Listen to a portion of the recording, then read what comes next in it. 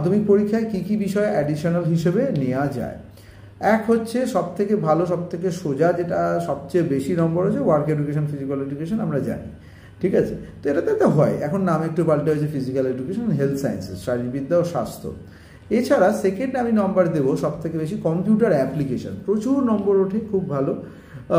গৃহবিজ্ঞান, home সায়েন্সটা সাধারণত আর্টসের স্টুডেন্টরা নাই, কিন্তু সবাই মানে আর্টস নিয়ে পড়বো আমি এটা কেন নেবো, সাধারণত মেয়েদের স্কুলেতেই বেশি থাকে, কিন্তু অনেক ক্ষেত্রে ছেলেদের স্কুলেতে বা কোয়েড স্কুলগুলোতে থাকে।